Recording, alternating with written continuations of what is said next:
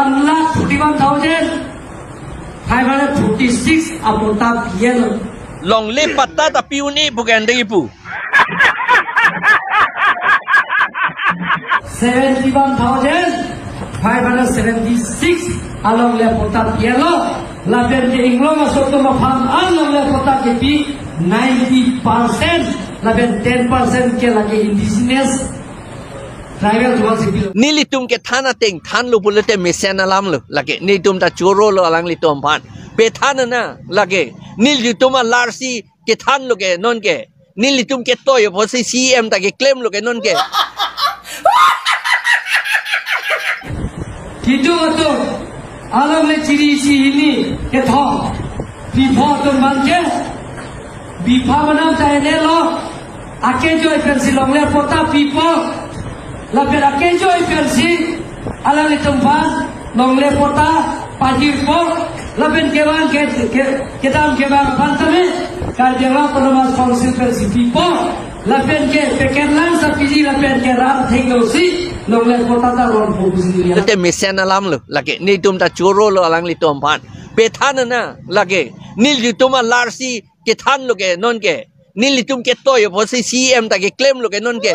kalima galang ni tum toy det lu ni tum phanang lang selet setan ni tum hukum si kroi nang kok lu alang li tu lage besen alam mu the than dhap tha aka prek than rong e chok chelu arni si ke than ke council ke settlement hala kopuloma ho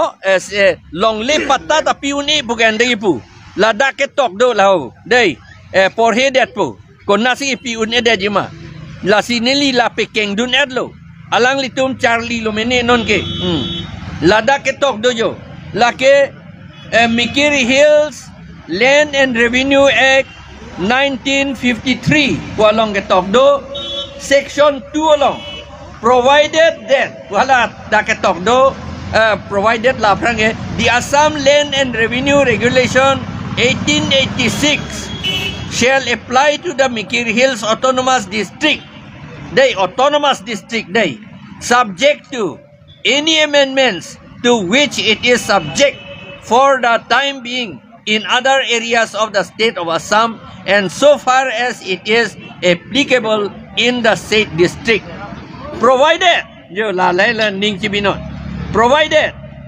that all references therein to the state government and the deputy commissioner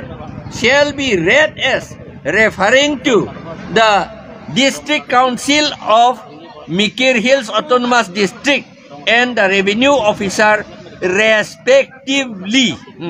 Alam ke lapu hello hala ALRR long ke tok deputy commissioner pu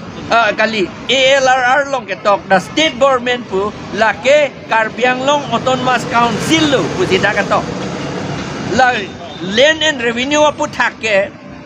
Karbianglong Autonomous Council ke Isya state government lu pu tidak ke tok la pen deputy commissioner ke lake revenue officer lu revenue officer itum dak appoint pe det ARO assistant revenue officer si appoint wrong appoint chot non anta revenue officer pavedet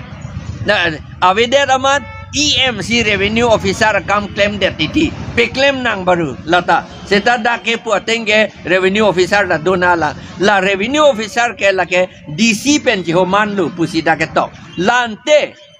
pata ke pi anta jat akam da long le akam ke Ituma district council ke claim unlo ajak kong dulu. Seta alang litum ga ajak kong abe pusi than tabret arni simalop. La si la son than tabret lo te la mangge nitum ci kroy dundi lage. Ahok alam si than nangji.